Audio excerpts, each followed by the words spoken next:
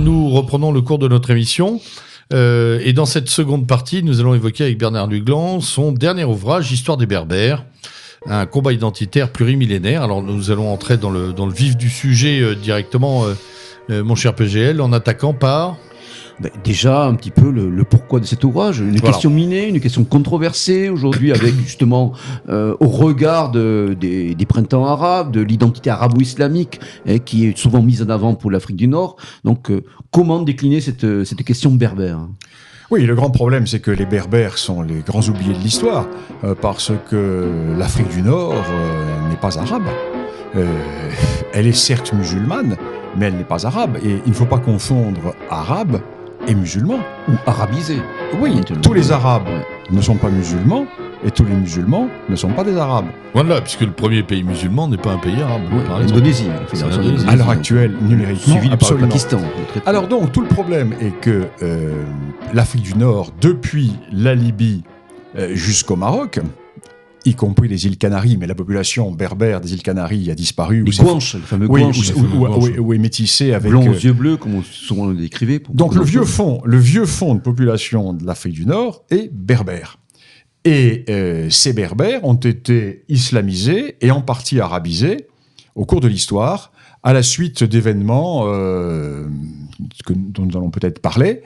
Et cette idée de faire ce livre m'est venue parce que, si vous voulez, depuis longtemps, je suis conscient de ce véritable vol de personnalité que subissent les Berbères. Parce qu'on veut les faire passer pour des Arabes. Or, ils ne sont pas arabes. Vous avez écrit une histoire du Maroc et de l'Égypte, entre autres. Donc déjà, je vois plus. C'est une région. Écoutez, je connais un peu. Moi, je suis. Vous êtes né au Maroc, d'ailleurs. Oui, j'ai passé toute mon enfance au Maroc, en pays berbère notamment, et donc je connais bien cette question. Et il est bien évident que nous sommes en présence, j'allais dire, des Gaulois de l'Afrique du Nord. Les Berbères, ce sont les Gaulois de l'Afrique du Nord. Ce sont les indigènes. C'est le fond de population. Alors, c'est pour cela que j'ai fait ce livre, pour leur rendre leur histoire, parce que tous les grands phénomènes de l'histoire de l'Afrique du Nord, jusqu'au XVIe siècle, se font autour de dynasties berbères. Tout à fait. Alors, vous montrez que le terme berbère est un terme générique, un peu problématique, qu'il cache une réalité plurielle. Des réalités, oui, plurielles. Des réalités, voilà, plurielles. Donc, en fait, comment caractériser un petit peu le monde berbère, on va dire, tout au long de l'Antiquité, avant la conquête musulmane, et en intégrant le moment romain, bien sûr. Disons que le monde berbère va rester authentiquement berbère, grosso modo, jusqu'au XIIIe ou XIVe siècle. Avec l'exception de la partie orientale de la Libye, qui va être rapidement arabisée, et de la Tunisie, qui, elle également, va être relativement arabisée. Mais tout ce qui est actuelle Algérie, actuel Maroc, toutes ces deux grandes régions, et le monde saharien, vont demeurer berbères jusqu'au XIIIe siècle. Parce que l'apport ethnique arabe, au moment de la conquête, est une goutte d'eau dans l'océan berbère. C'est vrai que ça reste une question très controversée aujourd'hui. Enfin, en tout cas, c'est pas controversé historiquement. Non, je veux dire, par rapport aux tenants aujourd'hui de l'identité arabe, c'est des questions donc, il y a deux logiques. Il y a deux logiques. Il y a l'idéologie arabo-musulmane qui dit, et c'est l'idéologie officielle de l'Algérie, qui dit, certes, bien sûr que les Berbères étaient là avant. Bien sûr que le fond de la population est berbère, mais parce qu'ils se sont convertis à l'islam, ils sont rentrés dans le monde culturel arabo-musulman. L'Oumma, la vision de l'Oumma, la vision universaliste. Voilà. Ça, c'est la vision, si vous voulez dire, nationaliste, pan-arabe, maghrébine. Et puis les Berbères qui disent non, nous sommes restés berbères, nous avons gardé notre langue, etc. Alors, le grand problème vient du fait que, et ça, c'est très intéressant. Là, l'historien se régale en travaillant là-dessus, parce que c'est très intéressant, car nous sommes bien documentés, nous avons des travaux, nous avons des sources fort importantes. Et en fait, il faut distinguer au Maghreb deux zones. Il faut distinguer le Maghreb oriental, disons l'actuelle Tunisie jusqu'à la région de Constantine à peu près, et toute la partie située plus à l'ouest, et essentiellement le Maroc. La partie de l'Est a été christianisée. pas la partie de l'Ouest. Il y a eu une énorme christianisation du monde maghrébin, des Berbères maghrébins, dans l'actuelle Tunisie, dans l'Algérie centrale et orientale. Saint-Augustin était d'Hippone. Oui, on l'oublie. Oui, mais ça le rappeler, il n'y a pas que ça. Oui, il n'y a pas que ça. Il y avait 150 évêchés, etc. Mais quand vous passez à la hauteur de l'actuelle ville d'Oran, par exemple, jusqu'à l'Atlantique, il n'y a plus de chrétienté. Il y a 2 petites chrétientés, une à Tanger, une à Ceuta. On n'est même pas certain qu'il y ait eu une véritable chrétienté à Volubilis, et au moins indigène. Ce qui fait qu'il n'y a qu'une petite partie du Maghreb qui a été romanisée et christianisée. Cette partie romanisée et christianisée, c'est là où ça devient intéressant, va résister aux Arabes. Pas la partie non romanisée. D'accord. Mais cette partie qui va résister aux Arabes, une fois qu'elle va être vaincue, va se convertir à l'islam et va perdre son identité berbère. Tandis que la partie ouest, essentiellement le Maroc, va se convertir tout de suite à l'islam et va conserver son identité berbère. C'est-à-dire que les berbères marocains vont se servir de l'islam pour échapper à l'arabisation. D'accord. C'est fondamental. Et chaque fois qu'ils vont être menacés par un pouvoir arabe, qu'il s'agisse d'un pouvoir arabe venant d'Espagne ou un pouvoir arabe venant des khalifats orientaux, ils vont adopter les hérésies de l'islam qui vont leur permettre d'écarter la menace du monde arabe. Oui. Et chaque fois qu'ils auront repoussé cette menace, ils reviendront à l'orthodoxie sunnite. Donc, le fait berbère, c'est moi je parle, un combat identitaire plurimillénaire, le fait berbère est un fait de résistance et d'adaptation. Et il faut bien voir que pour ces berbères, l'islamisation a été un moyen d'échapper à l'arabisation. Parce que, en se convertissant tout de suite à l'islam, ils n'ont pas été assujettis au statut des vaincus. Dhimmi, entre autres pour les autres. Ouais. Ils ont été associés à la conquête. C'est eux qui ont fait la conquête de l'Espagne. Alors ensuite, tout va évoluer au XIIIe siècle. 12e, 13e. Que va-t-il se passer au 12e, 13e siècle? Il va se passer que vont arriver, pour la première fois, des masses arabes. Alors ces masses arabes sont des tribus les tribus hilaliennes, Beni Solahem, Beni Hilal, Beni Makhil, etc., qui vont sortir d'Arabie, qui vont dévaster le nord de l'Égypte, et ces tribus vont être, au XIe siècle, envoyées par les Fatimides vers l'ouest, vers la Libye. Donc, rappelons pour les auditeurs que c'était un califat chiite qui était établi au Caire. C'était des Berbères surtout. Oui. Attention. Parce que les Fatimides, ce sont les Berbères Koutama de Petite Kabylie. Certes, le leader n'est pas berbère, mais toute la troupe est berbère. Ce sont les tribus berbères qui vont conquérir l'Égypte. Et quand les Fatimides déplacent le siège de leur commandement du Maghreb en Égypte, ils laissent le commandement à d'autres berbères qui vont se soulever assez rapidement pour échapper à la tutelle fatimide, toujours l'indépendance berbère. Donc, les Fatimides d'Égypte, pour se venger des Berbères qui se sont révoltés contre eux, et pour écarter le danger arabe qui déferle sur le nord de l'Égypte, vont envoyer ces tribus vers l'ouest. Et ces tribus vont arriver, elles vont commencer à déferler sur l'Afrique du Nord. Alors nous avons les descriptions qui sont tout à fait importantes, et là, nous sommes au moment de la dynastie almohade, des Almohades, une dynastie berbère, authentiquement berbère. Ce sont les berbères du Haut Atlas marocain, les Almohades. Qui vont débarquer en Espagne. Oui, entre autres. Voilà, entre autres. Alors, les Almohades vont se porter en avant de ces tribus arabes. Ils vont les écraser. Ils vont vraiment les écraser. Et là, ils vont prendre une décision qui va être lourde de conséquences, car ce vont être des berbères qui vont arabiser le Maghreb. Au lieu de les repousser vers la Libye et vers l'Égypte, ils vont les faire rentrer dans leur ditch, dans leur armée, parce qu'ils ont besoin de troupes pour aller en Espagne. Parce qu'au même moment, en Espagne, la Reconquista chrétienne est en train de pousser vers le sud. Donc, ils font rentrer ces tribus dans le service almohade, Et ils les ramènent avec eux vers l'actuel Maroc, et ils les installent dans la vallée de la Moulouya, donc entre l'Algérie et le Maroc, et ils vont les installer dans les plaines de Marrakech, et surtout dans toute la région côtière et des Doukala marocaines. Et ces tribus arabes vont arabiser les Berbères de la région, à telle enseigne qu'aujourd'hui, dans ces régions, vous avez affaire à des Berbères qui pensent être d'ascendance arabe. Ah oui.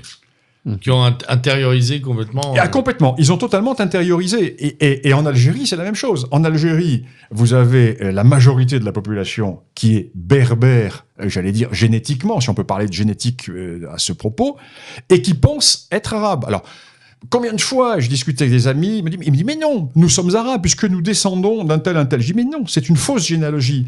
Parce que quand ton ancêtre, en 1000 et quelques, ou en 900 et quelques, ou en 1120, s'est converti à l'islam, il est rentré dans une kabila arabe. Et en entrant dans une kabila arabe, il a pris la généalogie de la famille qu'il avait convertie. D'accord. Ce qui fait qu'ils vont vous réciter une généalogie. Alors, les premiers spécialistes de l'Algérie ont dit oui, ils sont des Arabes, regardez la généalogie. Pas du tout. Pas du tout. Ce sont des emprunts généalogiques. C'est-à-dire, on entre dans l'islam et on entre par le biais de quelqu'un qui vous a converti et vous adoptez sa généalogie. Donc nous sommes en présence d'Arabes, de Berbères, que l'on qualifie, comme disait, qu'on qualifie audacieusement d'Arabes. Pour revenir très rapidement aux données anthropologiques, vous précisez dans votre ouvrage que les Berbères sont de véritables autochtones en Afrique. Ah, complètement. Et vous reprenez un petit peu, dans l'ethnogénèse du peuple berbère, cette question des Afrasiens, d'où découlerait il y a les deux choses. Il y a deux choses. Il y a l'aspect linguistique et il y a l'aspect, j'allais dire, génétique. Deux choses totalement différentes. Linguistiquement, nous sommes parfaitement documentés. La langue berbère est une langue afrasienne, c'est-à-dire ce qu'on appelait avant langue afro-asiatique.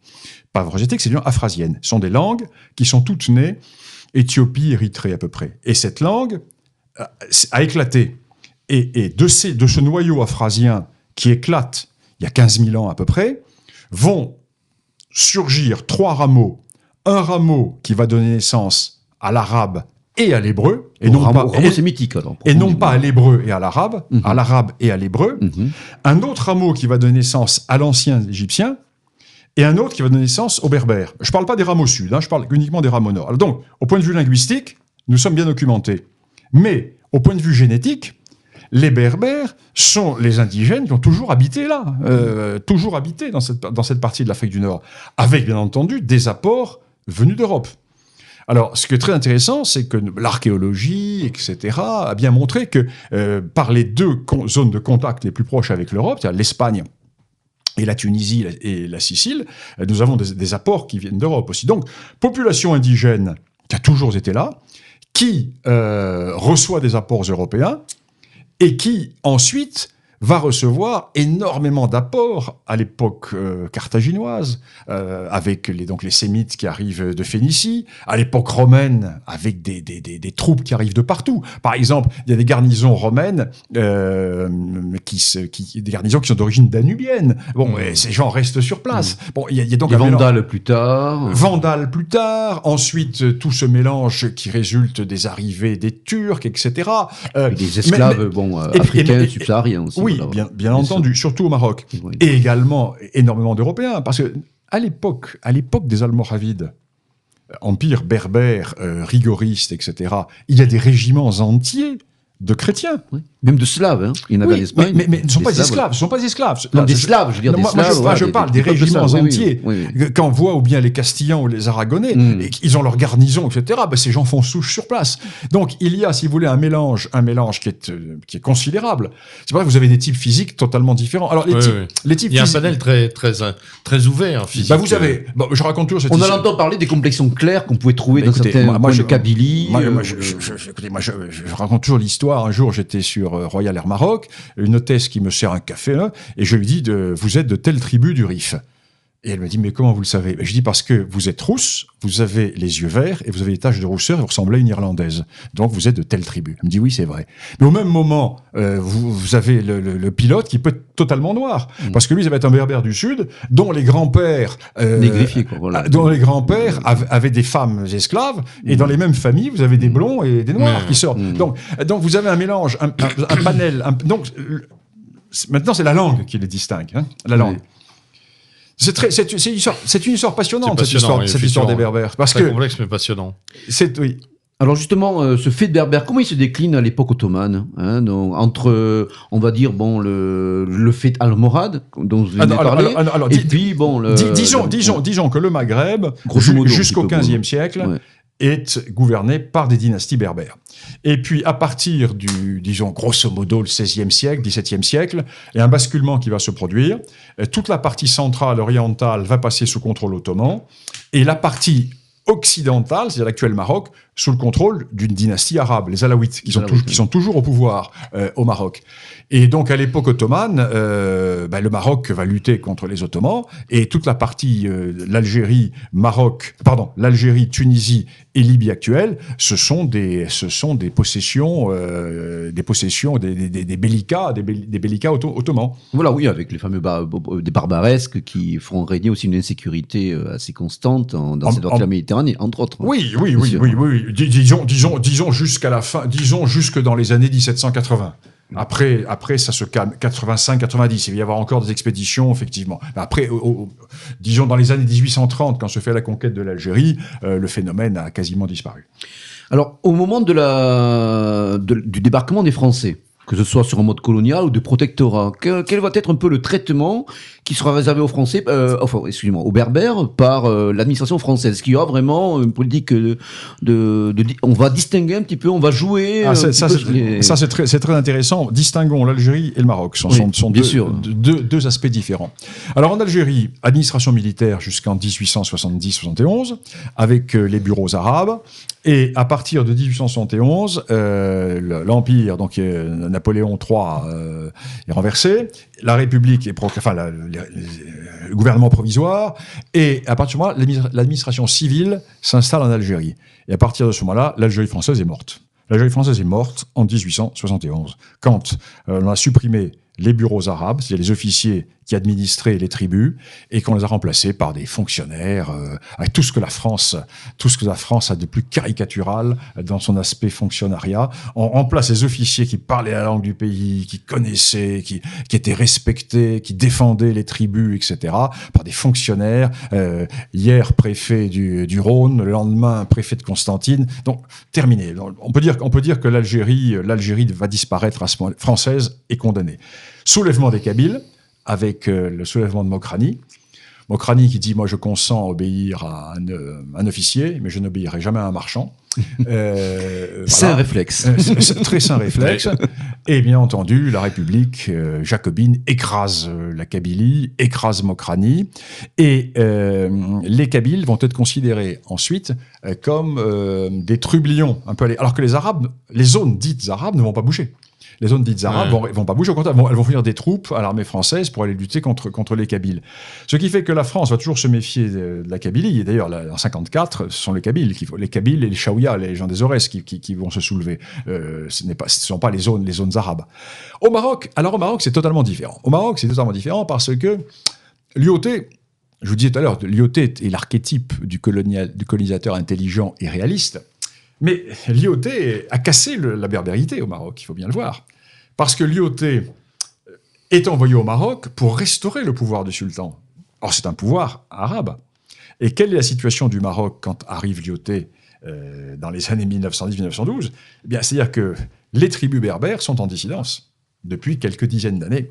Elles refusent de prêter serment au sultan. Elles refusent d'obéir au sultan. Ou alors elles vont soutenir tel ou tel candidat. Il n'y a plus, si vous le voulez, la beïa, c'est-à-dire la beïa, le serment, le système politique marocain. Les chefs de tribus viennent prêter la beïa, c'est-à-dire le serment d'obéissance au sultan, et en échange, le sultan redonne l'autorité aux chefs sur les tribus. Et ces tribus doivent fournir l'impôt, payer l'impôt et fournir les troupes en cas de guerre. La tribu ne marche plus, tout ça a échappé au sultan. Il n'y a que les tribus arabes qui vont soutenir le sultan. Donc Lyautey vient pour rétablir l'autorité de l'État marocain. Et rétablir l'autorité de l'État marocain, c'est ce qu'on appelle la pacification. Mais c'est surtout ce qu'on appelle la lutte contre les tribus berbères. Et Lyautey va réussir, puisque au lendemain de la Seconde Guerre mondiale, eh bien, une fois que la guerre du Rif sera terminée, quelques années après, Lyautey sera parti d'ailleurs, toutes les tribus berbères seront revenues dans l'obéissance au sultan. C'est-à-dire que la berbérité aura été reprise en main par la monarchie marocaine. Et dans les années 1930-35, certains responsables de l'administration française au Maroc ont dit mais il y a deux Marocs. Il y a deux Marocs. Il y a le Maroc arabe, puis il y a le Maroc berbère. Et il faudrait peut-être qu'il y ait deux types d'administration. C'est ce qui va être mis en avant avec l'idée du daïr berbère qui va provoquer une réaction nationaliste au Maroc, parce que les Marocains vont dire oui, mais attention, on essaie de couper en deux la population marocaine, oui, etc. Alors, il y a ce phénomène qui se produit. Donc, c'est très différent de ce qui s'est passé en Algérie. Parce qu'en Algérie, c'était la France. Donc, l'Algérie étant la France, tout le monde était géré de la même manière, même s'il y avait un statut de l'indigénat, etc. Mais en principe, le but, c'était de faire des Français de Dunkerque à Tamanrasset. Jamais au Maroc. Parce que le Maroc était un protectorat. Donc, la gestion était totalement différente de celle qui pouvait être envisagée en Algérie. Alors justement, l'Algérie, est-ce qu'il y a eu une gestion particulière également de la part de l'autorité française du fait berbère durant les événements dits d'Algérie? Est-ce qu'il y avait aussi, on peut signaler dans l'insurrection algérienne, une place particulière de la berbérité en tant que telle? Ah ben, l'insurrection algérienne, le combat était mené par les Berbères, par les Berbères de Kabylie et par les Berbères des Aurès, ça c'est très clair.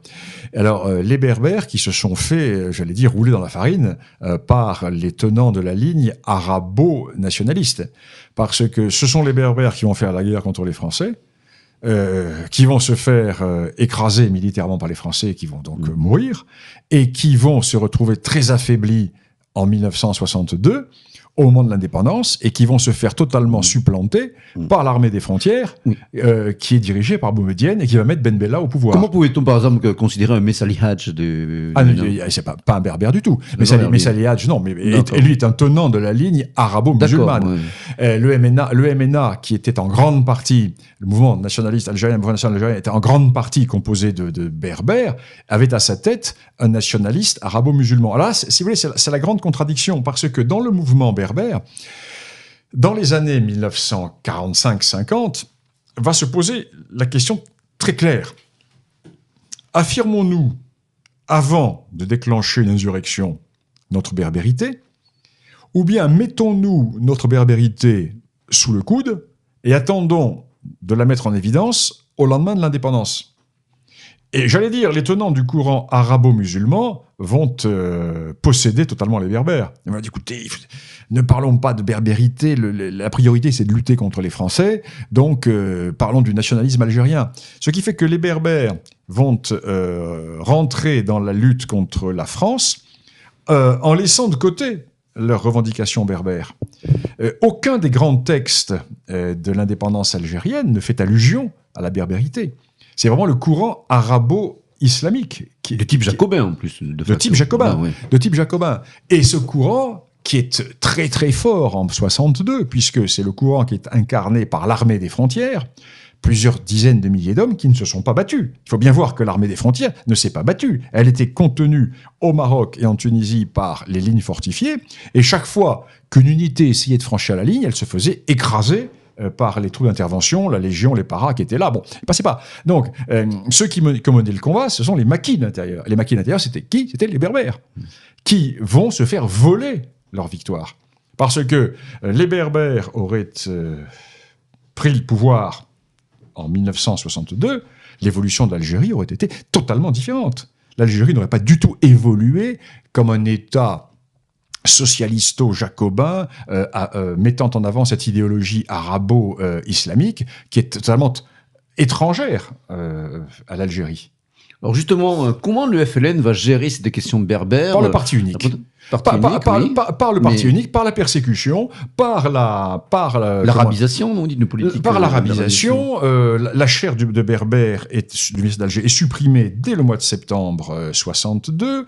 Le ministre de la culture algérien dit les Berbères n'existent pas, c'est une création des Pères blancs, c'est une création coloniale, il n'y a pas de Berbères. Et parler de berbérité, c'est être pour l'Algérie française, c'est-à-dire c'est soutenir le colonisateur. Les Berbères vont essayer de se soulever en 63, ils vont être écrasés, ce qui fait que la revendication berbère va dormir et elle va surgir périodiquement jusqu'au moment dans la décennie 80-90 avec le printemps berbère.